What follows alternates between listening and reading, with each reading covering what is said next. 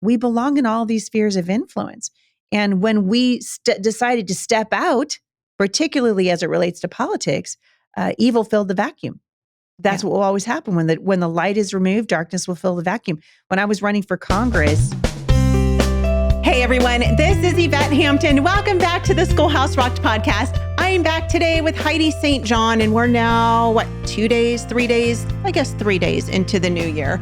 And I hope it's going well so far for you guys. Whatever you have going on, I hope that your new year is off to a great start. God is doing amazing things in our country, in our families, in our world, and he is on his throne, you guys. There is nothing to be fearful of. We talked on Monday a little bit about, just do it afraid, do things scared. And it's okay to do that because God knows, Team Jesus, he wins in the end. We know how it all ends. And so there really is no reason to fear what we have coming up. And so speaking of that, we're going to talk today a little bit about the upcoming election and how we can help navigate how we can navigate through that with our kids. Because I think, man, the last one shook up the whole country. I mean, there's just no other way around it. It was kind of crazy. And so we're going to talk about that and just more about our relationship with the Lord and how we can grow in our walks with him. But before we get started, I want to say thank you again to our sponsor, BJU Press Homeschool. If you guys are looking for a really good, solid biblical worldview curriculum, visit them at bjupresshomeschool.com. Every one of their courses is taught from a solid biblical worldview. They have lessons that encourage critical thinking. They have activities and lessons that support multisensory learning and the unique learning styles of your kids, because every kid is different. And so they really do a good job of catering to your individual family, your individual child, and what your needs are. And you can do parent-led formats or online format, whatever is best for your homeschool. Try them out. bjupresshomeschool.com. Well, Heidi, welcome back to the podcast. I'm so glad to have you back with me today. Thanks for inviting me. It's always fun. We're always having a hoot and holler and good time. I love it when you say that. We do have a hoot and holler and good time. We do. You are a fun person to be around. And the St. John clan, man, you guys, they are quite fun. Let me just tell you. They're awesome. I'm a little biased, but they're awesome. They are fun. You have the most entertaining family gatherings of, I think, any family I've ever met. And not bad entertaining, just fun entertaining. It's interesting too, as they're getting older. I was just telling you, a few months ago, we celebrated my husband's birthday. And so all the kids came, which was great because they're busy now. They're grown. They got lives of their own. So it's hard to get everybody together in one place. It was just kind of fun for me to sit back and just watch them. Yeah. Just, some of them, one of them was playing guitar and the other ones were talking, and Summer was playing with the grandkids. And I was like, man, the last 35 years just went by really fast. And the fruit now, right? We spend most of our lives in the sowing, we're just sowing. It feels like it. And then all of a sudden you start to reap. And Jay and I are definitely in a season of reaping right now. And it's a lot of fun just to see our kids grown up and walking with the Lord. And it's good. Yeah. And sometimes it's really hard as we're planting those seeds. And oh man. And I know from knowing your family, it's, one of the things I hate about podcasting, social media, all the things is that people seem to think like, oh, all those other people have it together and their families are all perfect and they don't mess up as parents. Their kids are perfect. They're well-behaved. They're all the things. And we have this fantasy that everyone else is doing it right. And we're somehow doing it wrong. And then that's when the enemy comes in and he comes to steal, kill, and destroy. And he wants to destroy us by helping us, making us think, well, you're not good enough. You're not doing it right. Your family is not as good as the St. John family or as good as the Hampton family or whoever your neighbor might be. And then we get discouraged, and that's when we want to throw up our hands and give up. And so that's a really difficult thing to navigate through. Comparison is a thief of contentment, right? No kidding. It steals your joy. And honestly, I think you and I have talked about this before, but even for someone like me, people can look at our family and think, oh, they've achieved a fair amount of whatever success, whatever you want to call that. Yeah. I guarantee you there's always somebody that I'm looking at who I think, oh, they're doing it better than me. Or I have this, these moments where I just feel like I'm a terrible mother, or gosh, I wish I hadn't said that on the podcast. Or, I think when we start looking at ourselves, hopefully, through the lens of scripture and just start again, say, Father, let me just do what you've called me to do in my life so that the success that I find is the success that comes from knowing that I'm pleasing you in my life. Yeah. That makes the whole scenario kind of turns it on its head and reminds us what's really important, because we got to stop. I mean, the social media, everybody's putting their A roll up there. Well, we don't live in the A roll world. We live in B roll, right? Yeah. And I think it's important. It's why it's reason I love so much ministering to mothers, because I like to remind moms, listen, bad days don't make bad moms. We've had a lot of them.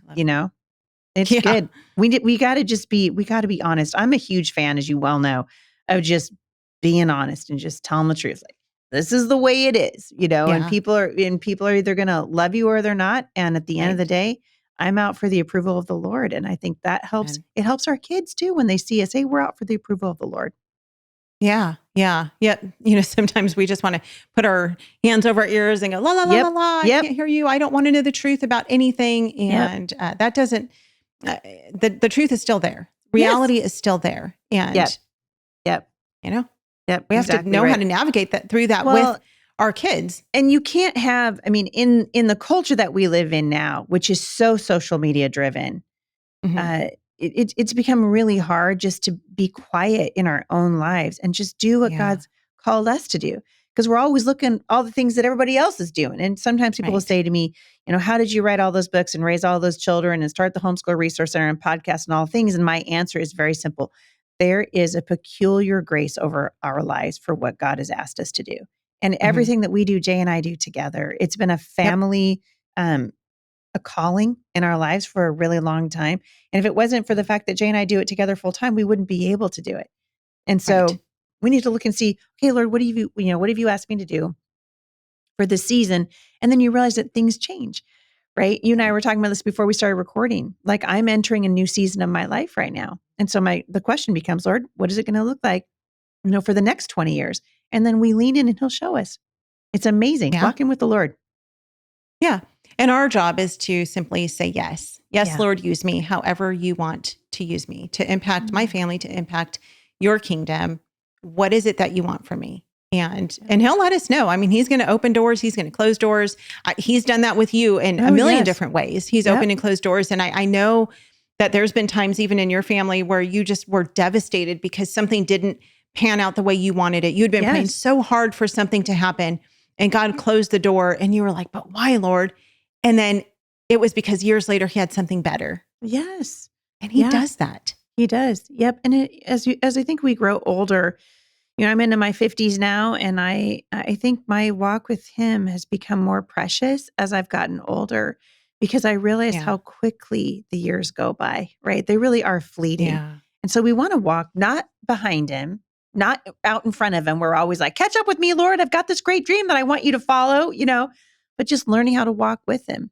It's kind of what we got to talking about yesterday, is that commitment to say, Lord, I'm going to meet with you. I want to hear from you. Take my life and mold it into what you want it to look like. And when we allow the Lord to do that, life becomes an adventure. Yeah. Adventure is a good word. Yes. So, yes. It's an adventure. And it is an adventure. And just learning to be sensitive to the Holy Spirit. And again, because our kids are watching us walk through this. They're watching us walk through our relationship with the Lord and the struggles that we go through. And it's okay to tell our kids. We don't want to be the humdrum, oh, life is so awful all the time. Nothing is ever going right. We don't want to be that person, but it's okay to say to our kids, you know what? This is a really hard season that we're in, but the Lord knows and he sees us and he hears us. And so we're going to continue trusting him, and having our kids walk through that with us will prepare them so much better for adulthood, because, spoiler alert, this world's not getting any easier. Right. It's our kids are walking into some hard times. And I think, and this is probably a great segue into talking about politics, because I really do think that our nation is ripe for judgment. And the only thing that has to happen for this nation to fall into judgment is for the Lord to remove his hand of protection from it. And we basically kicked him out. We kicked him out of our government. We kicked him out of our schools. In many cases, sadly, we kicked him out of our churches. And the world, geopolitically, the world is on fire. We've got an election coming up in 2024. A lot of people don't even trust our election system anymore, which, by the way, you still have to vote. Doesn't matter if you don't trust it. My friend Mike Ferris is always telling me, what's the surest way to lose a fight? Oh, I know, just don't show up. That's the surest way to lose the battle. And so we need people to be engaged. But even in the political heat of battle, we have to remember we do our part, and then we just say, Father, not our will, but yours. And I think it's the same with whether we're talking about what's happening geopolitically, certainly in the world, what's happening in Israel. I mean, these have been a rough couple of months, 6 months, actually. The last 6 months have been very, very difficult. But God is still on his throne, and his plan is not going to be thwarted. Our job is to go, okay, Lord, it's 2024. We're here for such a time as this. What do you want? That's why I always tell people, get off the bench, get into the game. You're here. You're here. Yeah. So the question becomes, Lord, I mean, Yvette, you could have been born 100 years ago or 100 years from now, but God in his mercy and in his wisdom said, nope, this is time. This is Yvette's time to be out here in my timeline. And so I want people to engage in the process and not be afraid of it. Yeah. Let's take a break. We'll be right back. We want to thank all of our sponsors for making this show possible: BJU Press Homeschool, CTC Math, Apologia, and IEW. Without them, we wouldn't be able to do this. Visit the show notes for links to these great companies and thank them for supporting the Schoolhouse Rocked podcast. We are back with Heidi. Heidi, you talked before the break about just engaging in the culture. We need to show up and vote. We need to be on this battlefield. And man, so often on this podcast, we talk about Ephesians 6:10-20, about putting on the full armor of God. That is what we're to do as parents, right? We are to put that armor on them. We are to teach our kids, not just put on the armor, but we're then to teach them how to fight. And we're to teach them how to fight biblically, which is why it's so important to have a biblical foundation set for our kids, which is why we're homeschooling them, right? It's not anyone else's job to do that. That's our job as their parents, is to set that foundation for them. But then as we're setting that foundation, we are armoring them up, not just with their armor, but also mentally, we're armoring them up as well. Talk about that. How do we teach our kids to engage in this culture as we're entering into another election? How do we armor them up emotionally for this?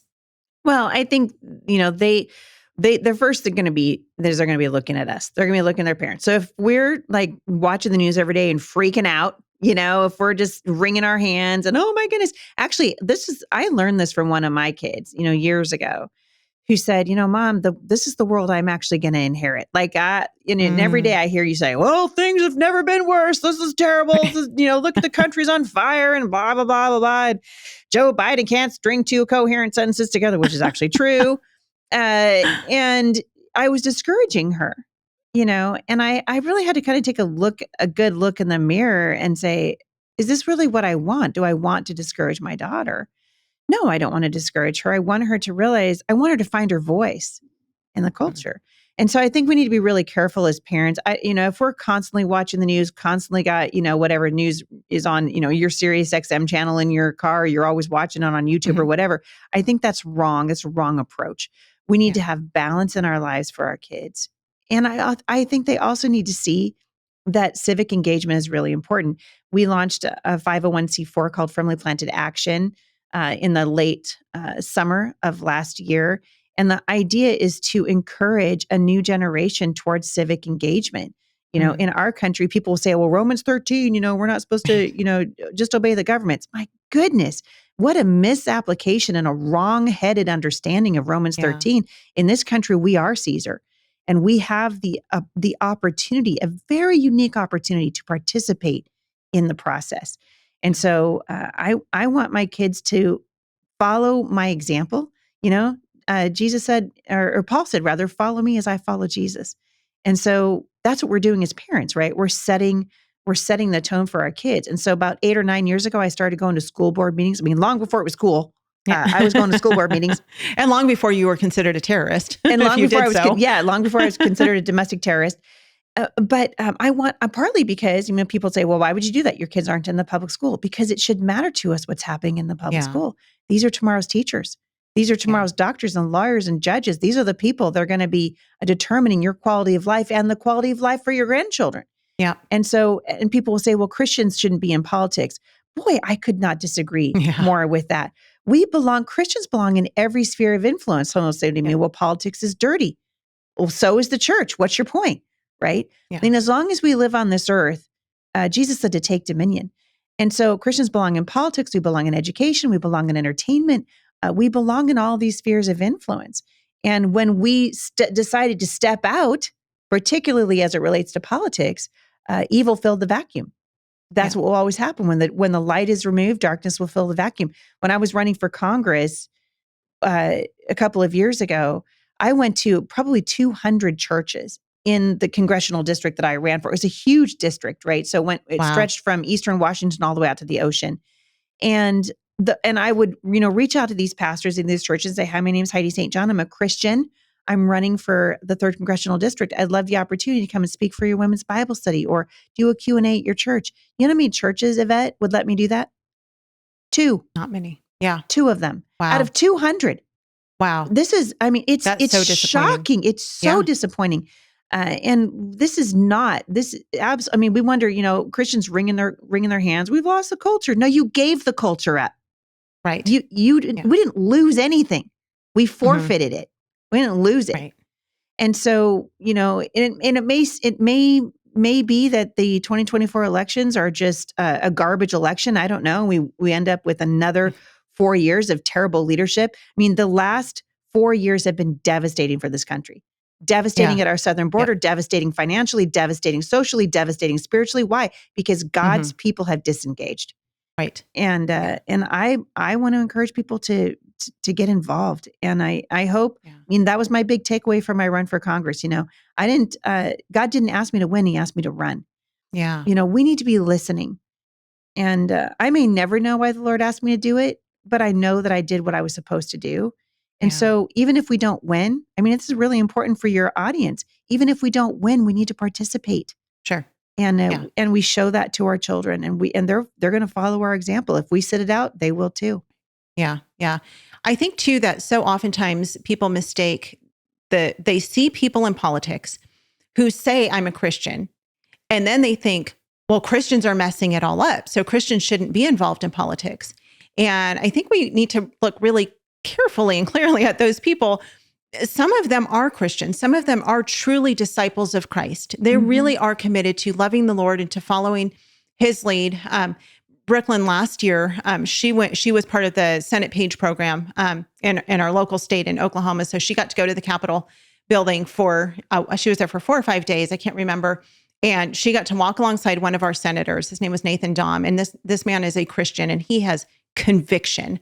And he basically goes against everyone else it's insane. But he's like, this is what the Bible says. This is what I believe. We got to actually have him and his wife over for dinner a few weeks after Brooklyn was with him as a page. And it was just really neat to hear his heart and just for him to say, I don't really care. And you had said this earlier, I don't really care. I'm not here to please man. I'm here to please God. Mm-hmm. But so many people in our, political realm, they call themselves Christians, but they are not true followers of Christ. And so we need to be discerning. The board. Absolutely. Sure. This is true in our churches. Pastors too. Absolutely. Yeah. It's certainly. So how do we discern that? Well, I think you look for fruit. Jesus said, you'll know them by their fruit. Yeah. People say, well, you can't judge. That's right. Wrong. We're actually called to wise and righteous judgment. We should be looking at the fruit of the lives of the people that are called to leadership in this country. And that's true whether it's the leadership of a local church or the leadership of a congressional caucus, state leadership, national leadership. There are a lot of Christians and a lot of conservatives or so-called conservatives that I called they're showboats, right? They're just showboating around, and they don't care about the country. My friend Rick Green said that you can tell a politician from a patriot very easily. A politician is concerned about the next election. A patriot is concerned about the next generation. And we need to be concerned about the next generation. And when you see people, looking to get on, Fox News every night of the week, those aren't people that I'm very interested in supporting. I will say this. I think that this past October, when we got Speaker Mike Johnson installed as the Speaker of the House, that was a mercy from the Lord. I know Mike Johnson. He's an incredible human being. A lot of people were like, I have no idea who, the fact that people didn't know who he was, to me, was a bonus because he's not out there showboating around. and trying to push himself out there. He's actually been doing the work of the people. Obviously, coming from Shreveport, Louisiana, which is kind of an amazing thing. This is the first speaker that's ever come from the state of Louisiana. But the main thing I want people to know about him is he loves the Lord, and that's what we need. And we need to see a resurgence of patriotism and of walking out our biblical convictions. It was men and women, many of them who love the Lord, who said to the King of England, "Sorry, we're gonna live our own lives. We're gonna worship in freedom." And we're giving that up as we've decided as the church that Christians don't belong in politics. Nothing could be further from the truth. Listen, politics determines policy, and policy shapes a nation. And so if you don't want to be in the conversation of what shapes your nation, then by all means, get out of politics. But if you do, if you want to be in on the conversation, find out who's running. And also, we're going to be talking a lot this year about the presidential race because it's going to suck all the oxygen out of the room. But I can tell you right now that the races that matter more than any other race, it's not the presidential race. It's your local jurisdiction, your local municipalities, who's on your city council, who's on your school boards, for goodness sake. You want to get this woke ideology out of your schools? Look and see who's sitting on your school boards. We've got to do better than just once every 4 years, everybody gets in a fight about a president. Right. And we're slowly just losing our country one little paper cut at a time. And those paper cuts are happening not at the federal level. They're happening at the local level. All politics is local. Yeah. Yeah. And we need to be on our knees with our kids. I mean, this is a great year, you guys, to just literally fall on your knees with your kids and you pray. If you can't, if you've got a bunch of kids at home and you cannot get involved, you don't have the time, and that's legitimate. It is. You're homeschooling your kids. You don't probably have the time to be on your school board or to run for local office or whatever, but you do have the time to pray. And not just the time, you have the responsibility to be on your knees with your kids, read through scripture, pray with them, and walk through this process with them over the next year. And Heidi, I so appreciate you sharing your story about you and your daughter and how she felt fearful. Like everything was, oh, it's all so horrible.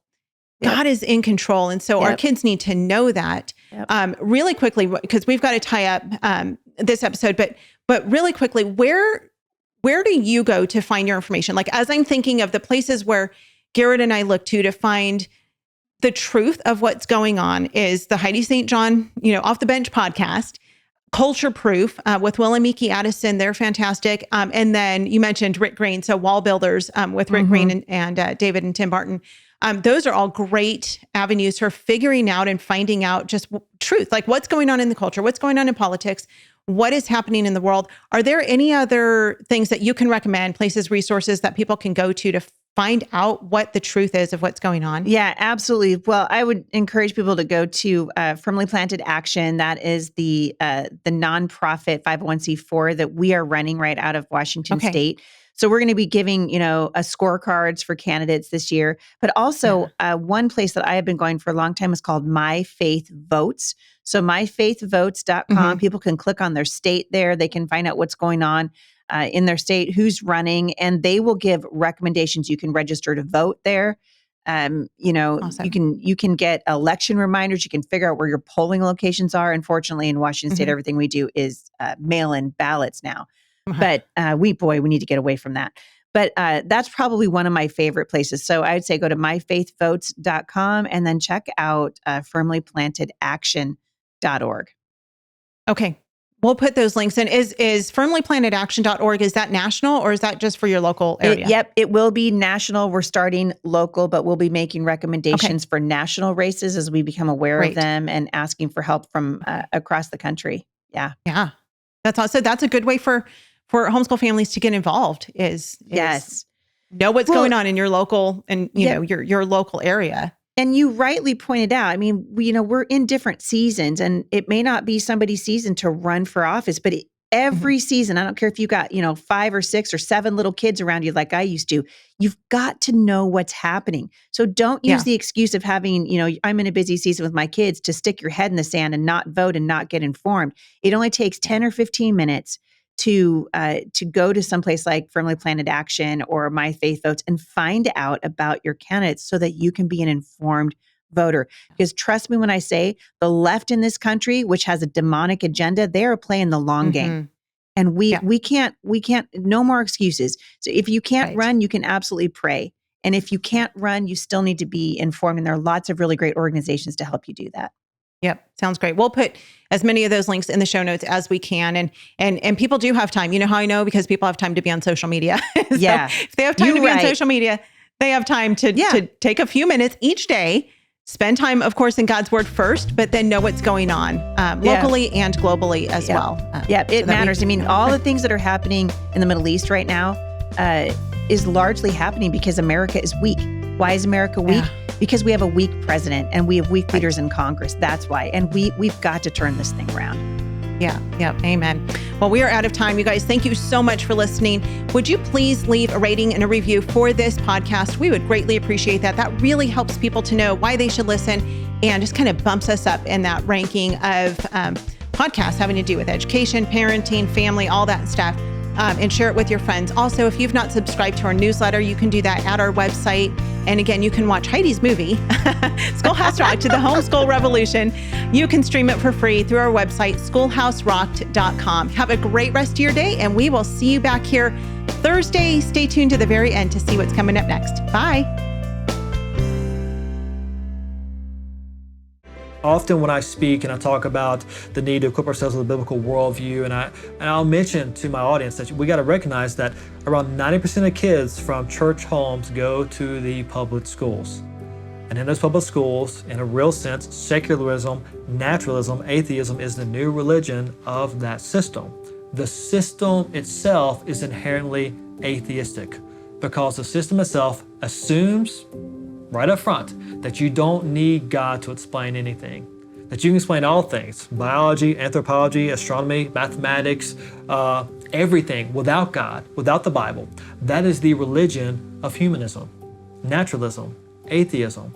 And for so many Christian parents, when we send our kids to that system, they're there for almost 40 hours a week, 9 months out of the year, and they're getting really hit with this atheistic worldview and all the reasons, really, the atheistic worldview must be true, and if that's true, then the Bible can't be true. I would consider myself at the tail end of the pioneer movement of homeschoolers. And we were really running to something. We saw something that was going to be, extraordinary for our family. So we pulled our oldest daughter out of public school.